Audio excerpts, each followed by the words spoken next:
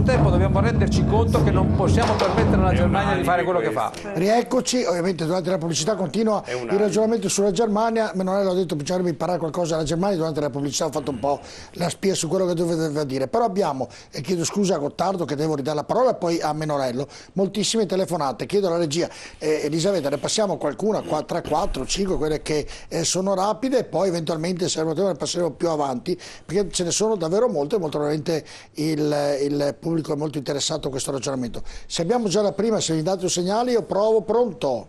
Pronto? Buonasera, con chi parliamo e da dove? Buonasera, mi chiamo Claudio, telefono da Bologna. A proposito di Germania, mi sembra che all'interno della zona euro i problemi siano direttamente proporzionali al tipo di valuta che i singoli paesi avevano prima dell'euro, cioè tutti quelli che prima dell'euro avevano una valuta molto leggera e flessibile sono tutti in difficoltà, mentre al contrario quelli che avevano già prima dell'euro una valuta pesante e simile all'euro, come ad esempio la Germania con il marco, se la passano piuttosto bene. Ora, questo non credo possa essere una coincidenza e non si può neanche parlare, secondo me, di paesi virtuosi che hanno fatto le riforme e di paesi non virtuosi che non le hanno fatte, perché il problema si è ulteriormente accentuato con la crisi del dollaro, che ha appesantito ancora di più l'euro nel cambio euro-dollaro, e questo non è dipeso dalle singole politiche dei paesi europei. Allora, vengo alla domanda.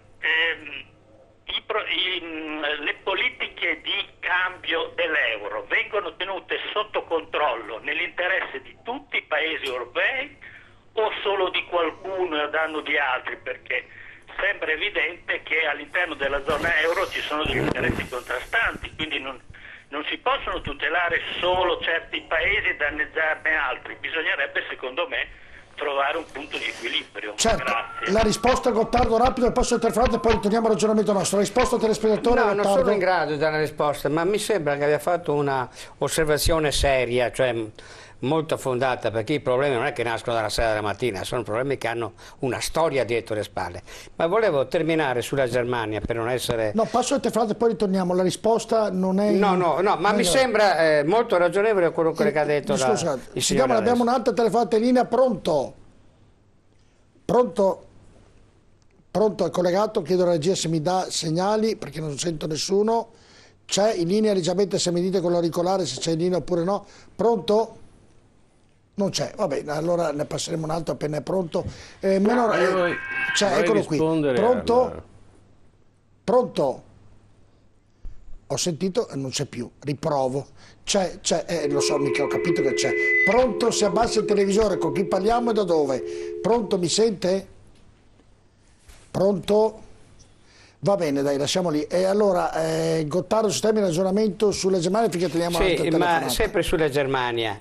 Quello che voglio insistere a dire che loro si stanno dando adesso, al di là dell'economia su cui si può orientare, anch'io ho tutta una serie di perplessità, ma stiamo sul comportamento politico, una lezione vera, cioè che finita la campagna elettorale, non è... e non hanno ancora fatto un governo, nonostante una buona legge elettorale. Però non è che dicono facciamo un'altra campagna elettorale ancora. Continuiamo a fare campagne elettorali per permanenza, come in Italia, fino allo sfinimento. Le forze politiche sono sfinite e quelle finanziarie comandano. No, si sono messi a un tavolo e a settimane vengono fuori quei punti su cui il conflitto cessa e governano il proprio paese e vogliono anche governare tutta l'Europa, perché hanno candidato il presidente del Parlamento europeo Schulz a sostituire Barroso. Quindi allora, l'altro fronte che sta venendo avanti, ma che tenta a venire avanti nella debolezza interna di questi paesi che hanno questa malattia di una conflittualità permanente, non sono in grado di passare dalla campagna elettorale alla campagna di governo. Bene, si sta facendo il fronte cosiddetto dei FIS, che è Francia, Italia, Spagna. Ricordiamoci che fino all'anno scorso Sarkozy era sempre ai piedi della Merkel, era l'angelo custode, era il chierichetto. La Francia si sta accorgendo che bisogna fare qualche cosa in questa Europa di diverso.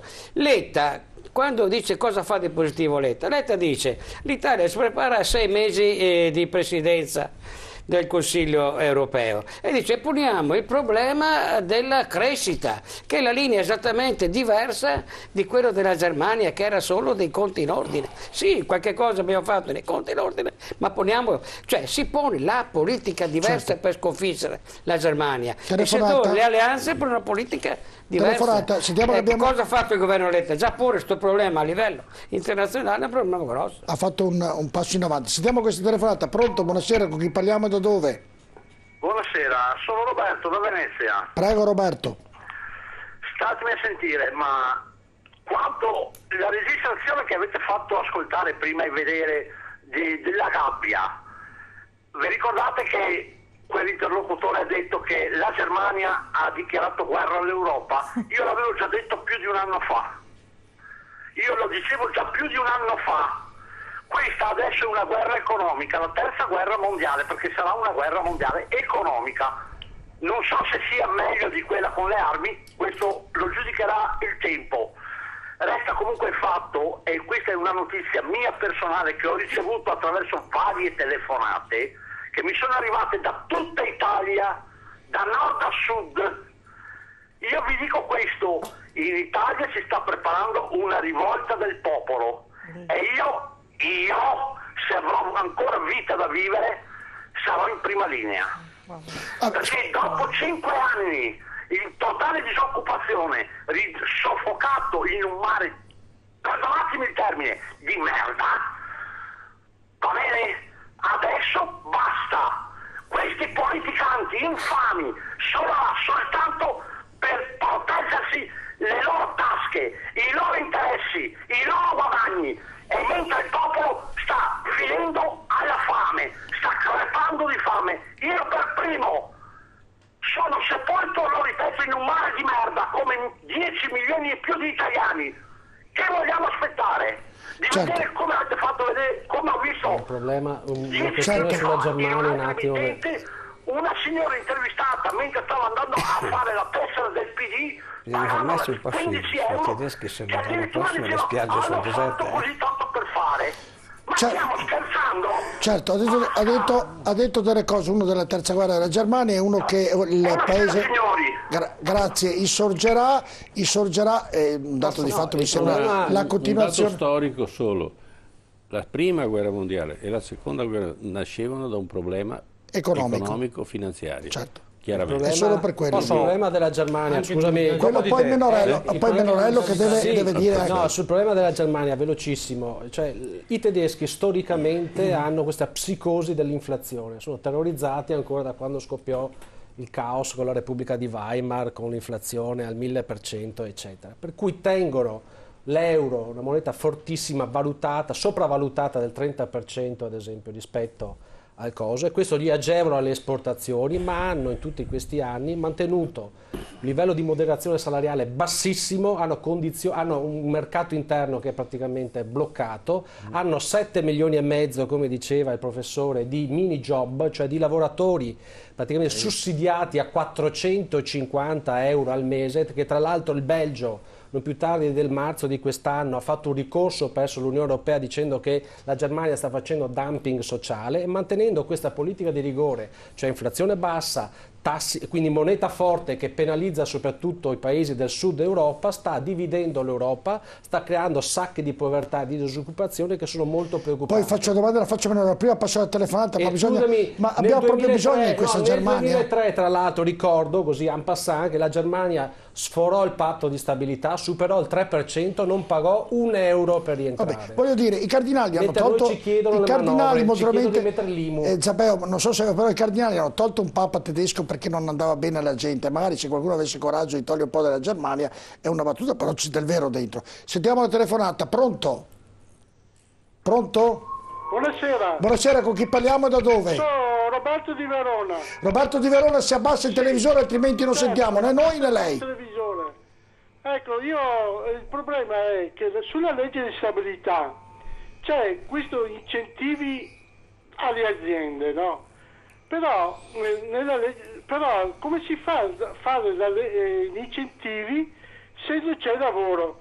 Io dico solo una cosa: alzare le paghe alla gente, allora il consumo c'è e c'è l'economia, perché il fatto è che gli incentivi alle aziende, se non c'è lavoro non ti prendono. Certo. Io sono disoccupato da 4 anni, ho l'invalidità e non parlano sulla legge stabilità di questo governo Letta, perché pare che non parlano dell'invalidità, di quelli che hanno l'invalidità, non parlano neanche una parola sull'invalidità.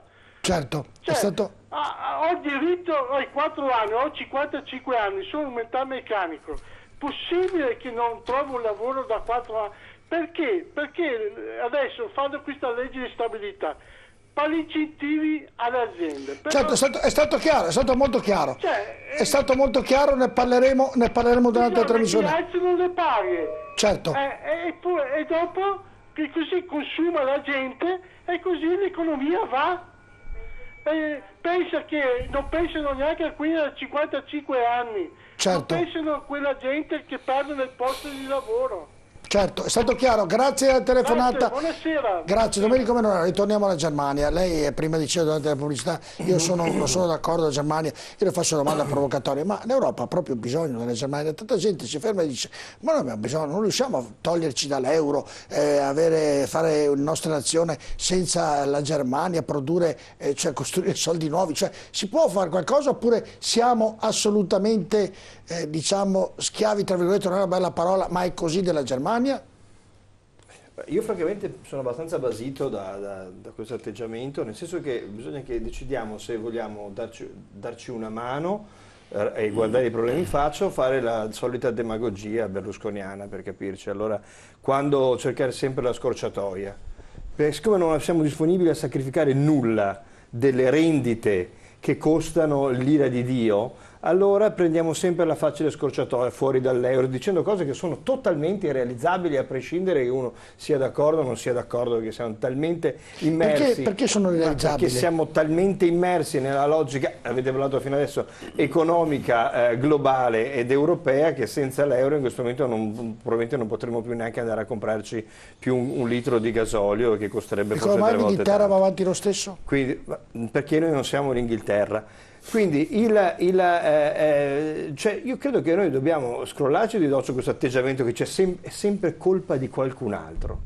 Cioè la Germania farà il suo gioco, cioè è come un omicida che si lamenta perché c'è tanta delinquenza con un ladro di galline.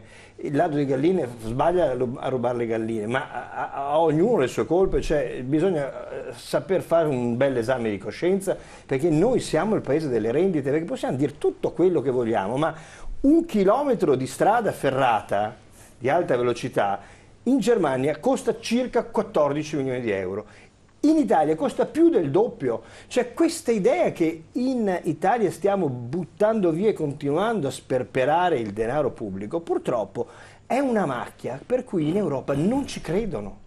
Non siamo credibili, per cui non vogliamo riformare nulla delle rendite in cui sono immersi una parte della popolazione, l'altra parte della popolazione. L'abbiamo sentito dal telespettatore a cui va tutta la nostra solidarietà. La classe politica non è credibile per la Germania. Ma la classe politica, la classe finanziaria, la classe di chi ha magari qualche baby pensione e che se ne guarda bene dal volerla ridiscutere, da chi giustamente evade dalla mattina alla sera e magari al doppio lavoro, quindi siamo tutti bravi a dare la colpa agli altri, perché in Germania, frequentatela la Germania, è un popolo tedesco, avrà tanti difetti, ma è bene anche che guardiamo fuori, non evadono, mediamente non evadono. Hanno solo il 18% del PIL in nero.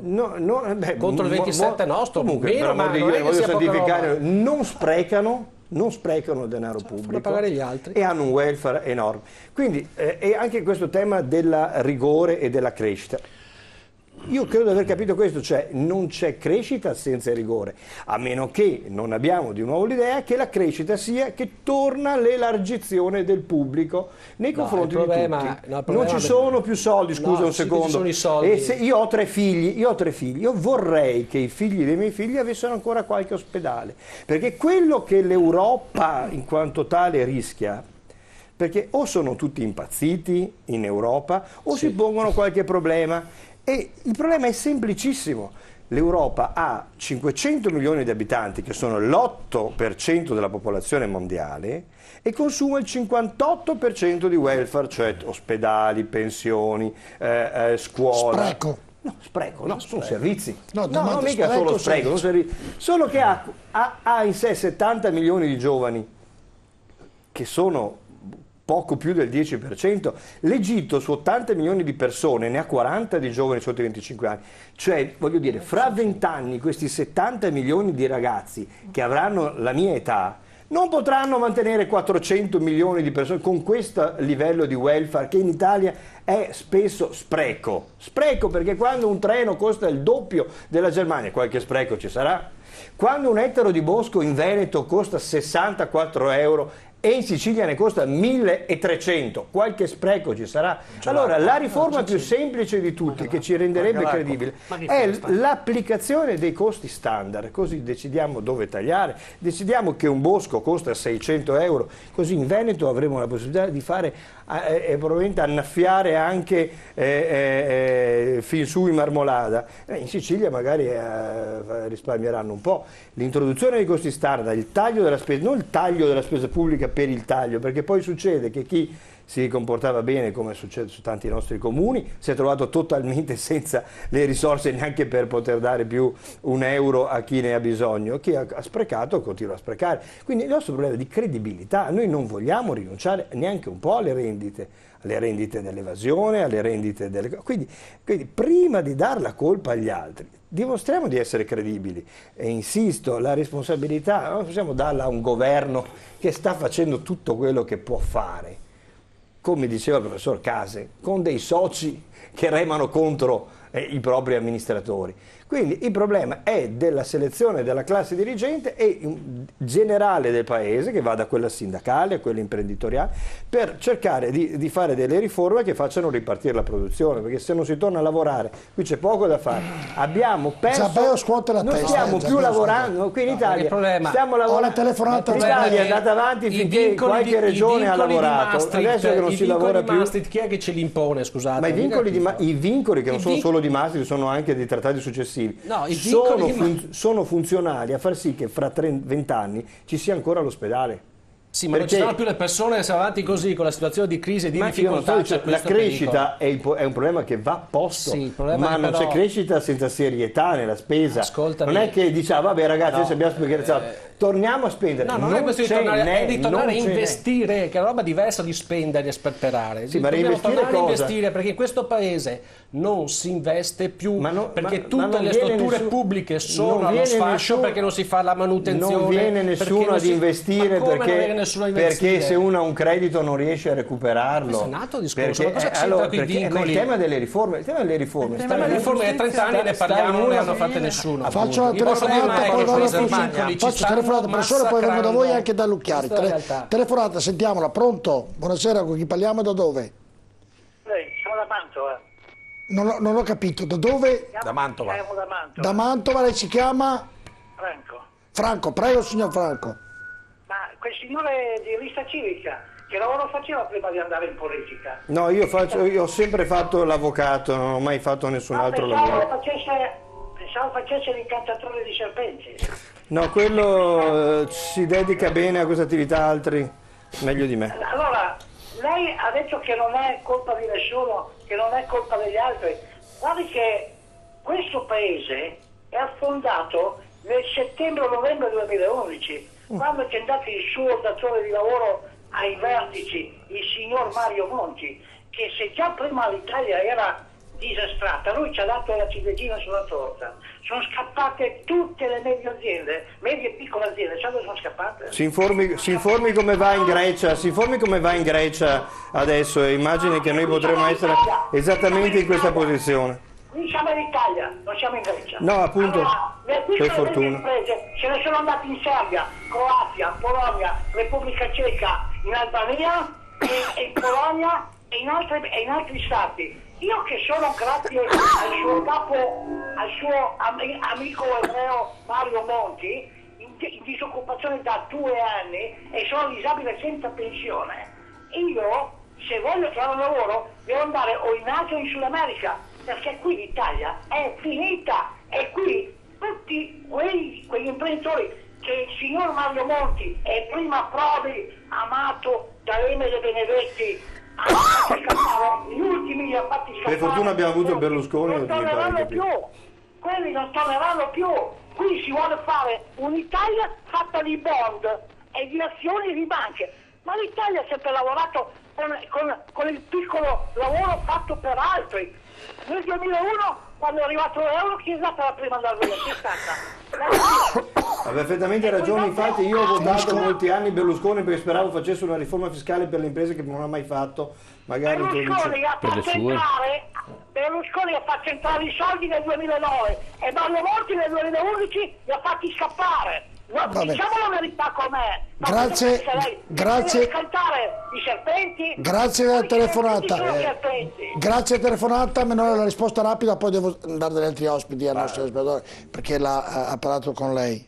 Ma io sono d'accordo con questo telespettatore, nel senso che quelle riforme, soprattutto quelle fiscali, che introducessero un po' di equità, basta introdurre un po' di possibilità di deduzione delle spese alle imprese e alle famiglie, e quella della giustizia, contavo che il Berlusconi, soprattutto nel 2008, quando aveva la forza politica per fare, le avesse fatte. Forse avrebbe aiutato come si pensava il paese in un ammodernamento che avrebbe attirato investimenti e forse avrebbe attenuato la crisi.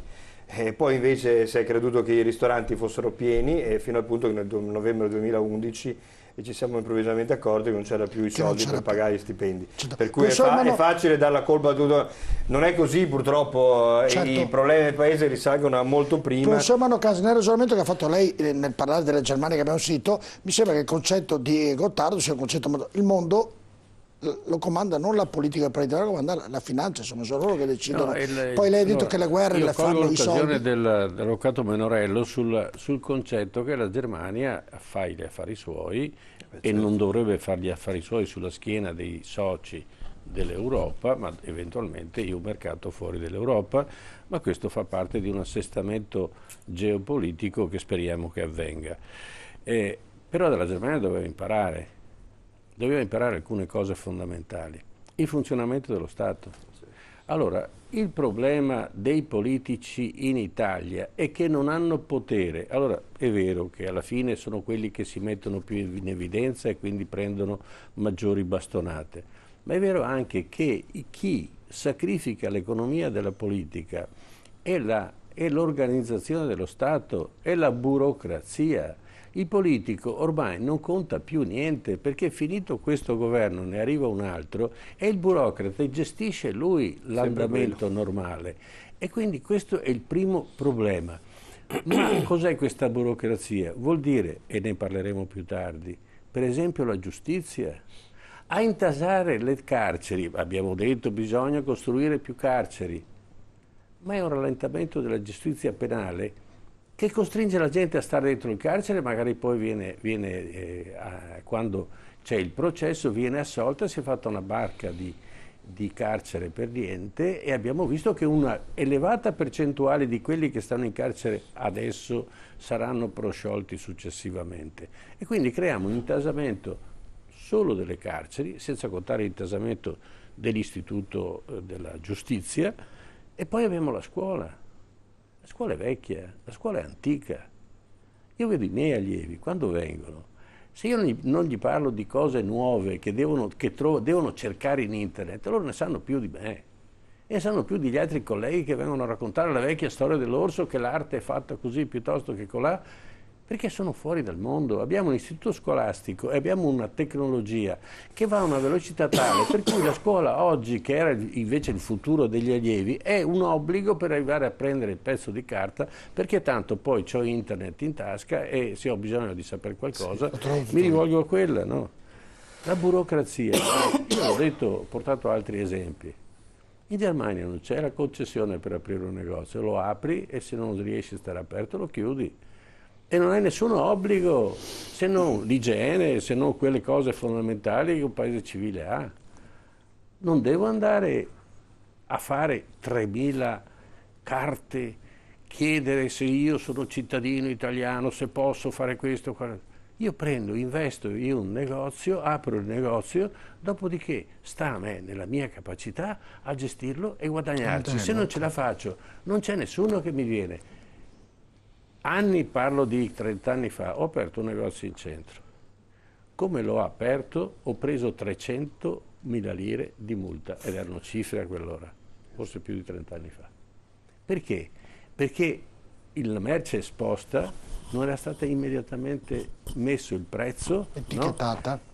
E ha detto, ma la ragazza che stava allestendo la vetrina ha detto, ma veramente, dice, sto allestendo la vetrina, e allora dice, dove scrivere vetrina e allestimento. Dice, ma la gente vede che cammino dentro la vetrina. Non c'è stato verso, 300.000. Ma dove siamo? Se un giovane oggi vuole aprire un'azienda, ci mette 2 anni, non è possibile che noi creiamo economia in questa maniera. In questo senso ha ragione Menorello, la Germania ci insegna.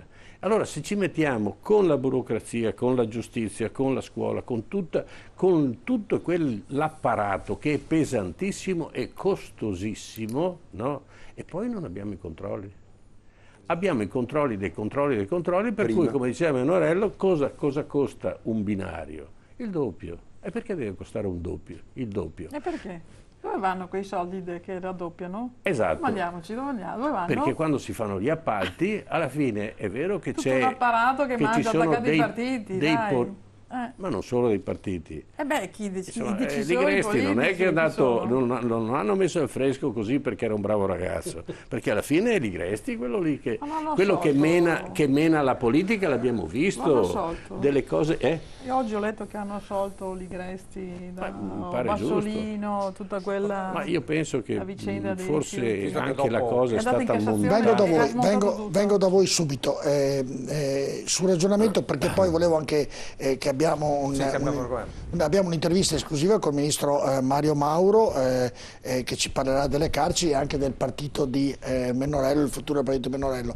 Allora volevo fare, siccome è un'intervista esclusiva che ha fatto per noi oggi questa mattina a Roma. Prego, la Lucchieri, prego voi tre che non avete parlato, prego.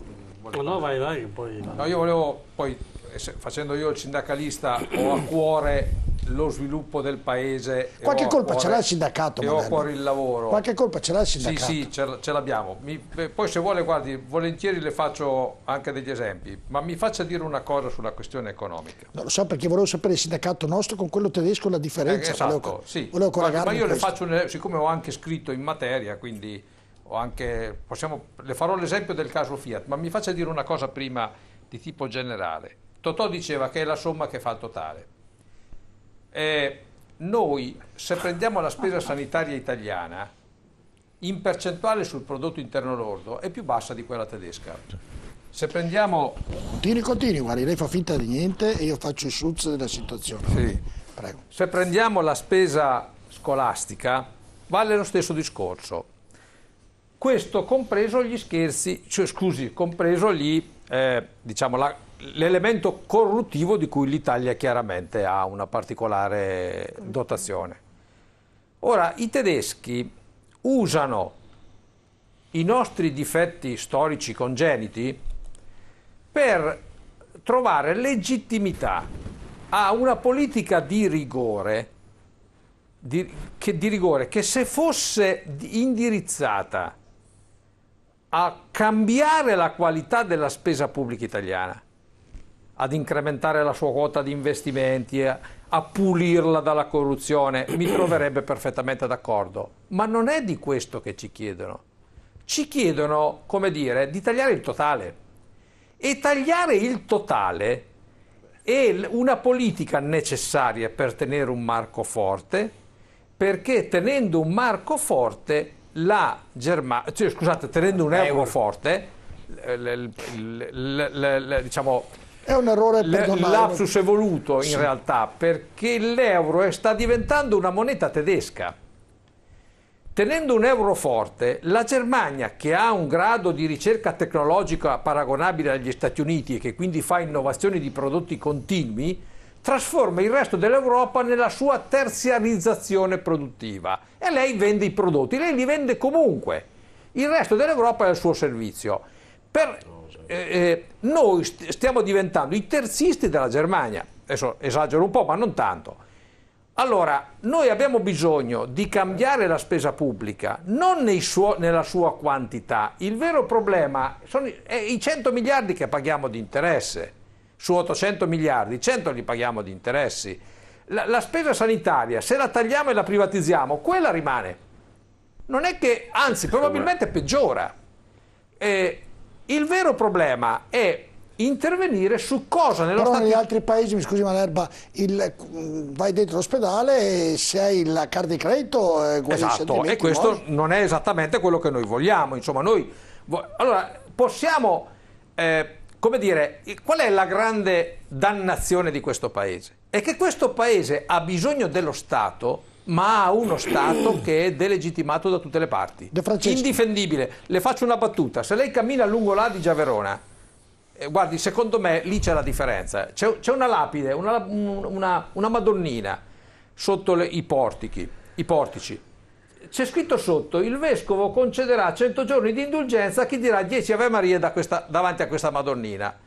Mentre camminavo con la mia compagna davanti a quella Madonnina ho detto: ecco la fonte della mentalità della corruzione. Perché uno deve concedere 10 giorni di indulgenza se tu 100 giorni di indulgenza tu 10 Ave Maria? O hai sbagliato o hai fatto bene.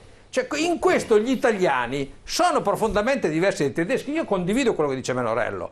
Noi dai tedeschi dobbiamo imparare, ma non dobbiamo concedere alla Germania di condurre una politica industriale ed economica in Europa contraria agli interessi dell'Europa.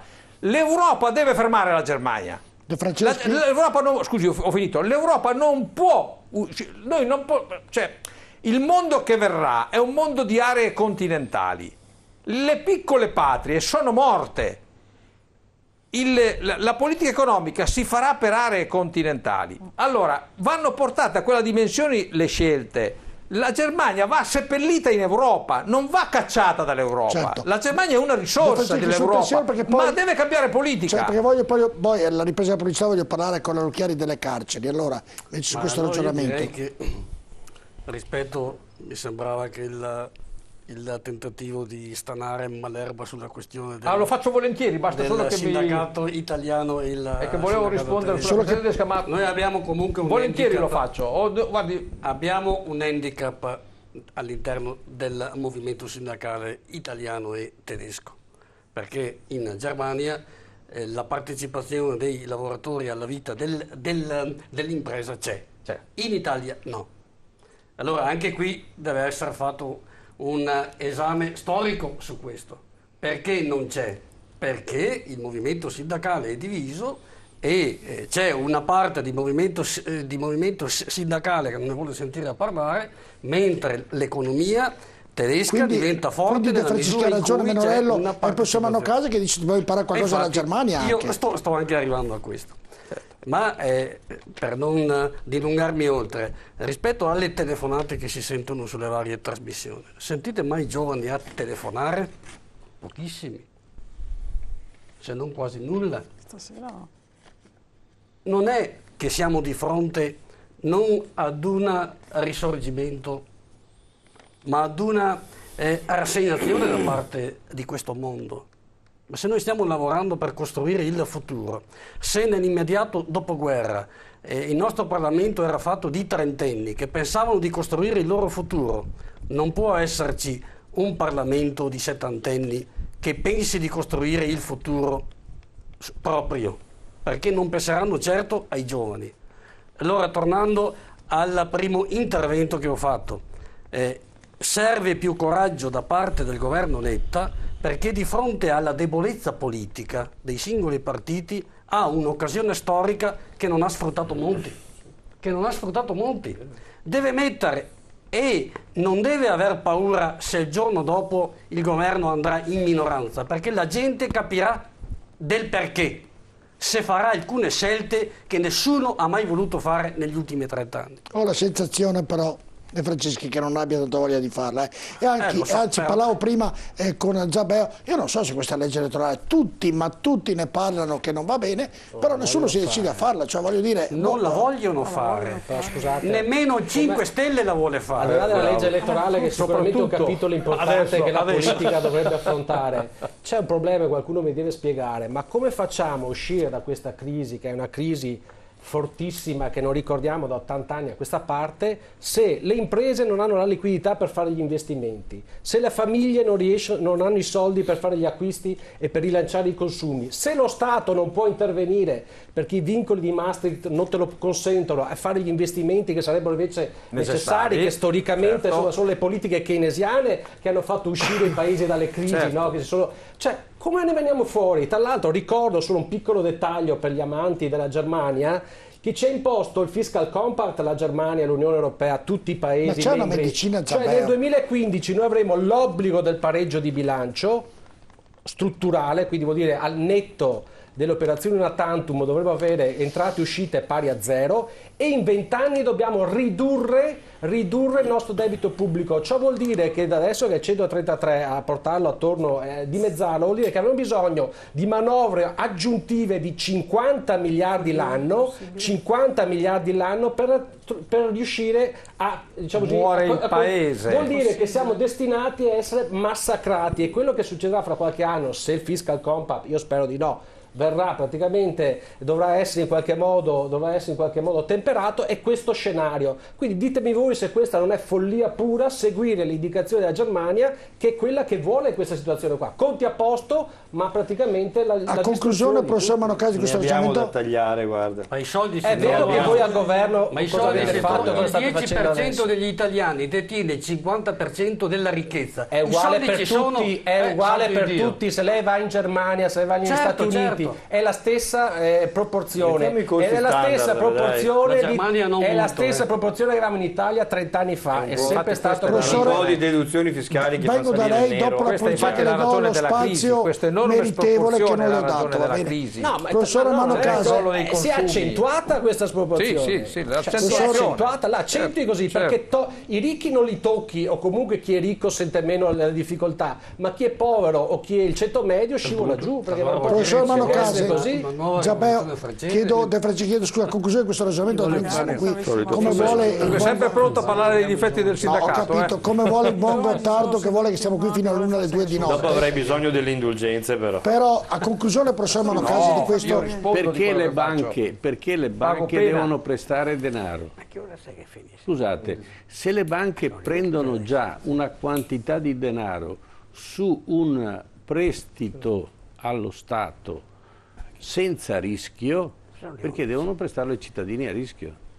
E peraltro non è neanche denaro loro, prendono il denaro a 0 lire, a 0 interessi, e lo girano allo Stato, che gli garantisce, e gli ha garantito nel 2011-2012 il 6%. Caspita, ma scusi, se uno ha già mangiato e va in ristorante e gli presentano il menù, e gli dà anche fastidio leggere la bistecca quale sarebbe? o il filetto. Se c'è questo ragionamento non li daranno mai. Non hanno fame, è tutta una balla, è tutta una balla. Allora, il problema è un altro. Quel denaro non doveva essere dato alle banche, quel denaro doveva servire a chiudere i debiti dei privati nei confronti delle banche a quel tasso di interesse, e le banche avrebbero comunque ricevuto il denaro e avremmo fatto ripartire l'economia, perché questo era il meccanismo. Non posso dare a uno che è pieno di soldi altri soldi a 0 lire e poi chiedo che me li presti, li presto a me stesso. Non stanno prestando soldi le banche ultimamente, guardi. No, ma non so se ha capito. Sì, ho capito il meccanismo, ma non lo stanno prestando. Perché banche cassare i rubinetti? Allora, non interesse a prestare denaro. Perché compra i bot.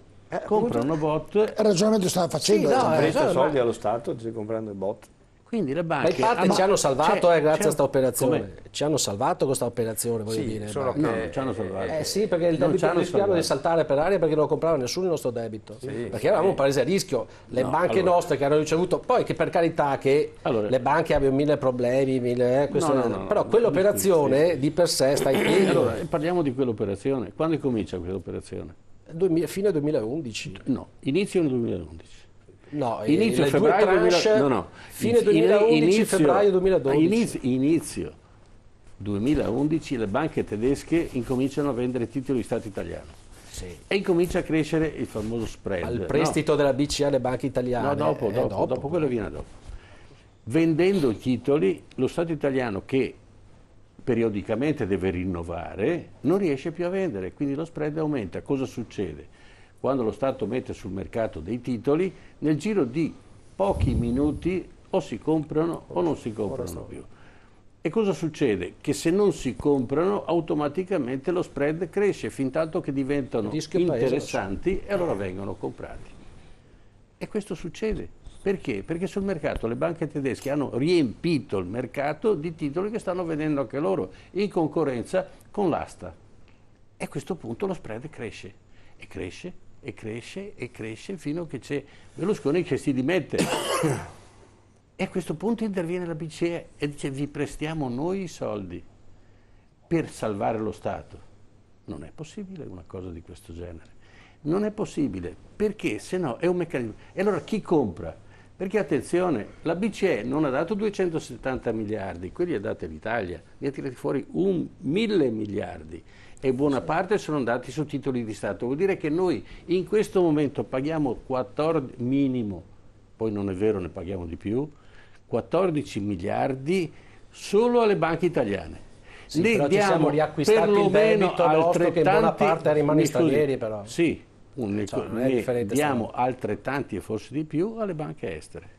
Noi e quindi alla fine circa l'IMU a cosa serve? Il 70% L'IMU serve perché ci siamo avvolti, autolesionati, serve soltanto a pagare le banche italiane e quelle tedesche o quelle estere. Allora devo interrompere perché abbiamo l'intervista esclusiva al ministro Mario Mauro sul problema delle carceri che oggi lo inizieremo a trattare, poi faremo delle trasmissioni proprio in merito alle carceri sovraffollate, a tanti luoghi liberi da poterle fare. Ci stava anche la questione giustizia civile e i costi che si ricadono sulle aziende che non dobbiamo hanno, stare qui, come abbiamo diceva l'avvocato cose, ma abbiamo perché c'è la giustizia penale, i casi, c'è la giustizia civile che abbiamo tante cose da dire, poi devo sentire anche Umberto Zampieri e anche Gottardo che hanno parlato, ma noi andiamo in pubblicità, ci prendiamo un paio di minuti di relax, ma voi rimanete con noi perché abbiamo il tema delle carceri, ma soprattutto l'intervista esclusiva in merito alle carceri e anche poi al Partito dei Popolari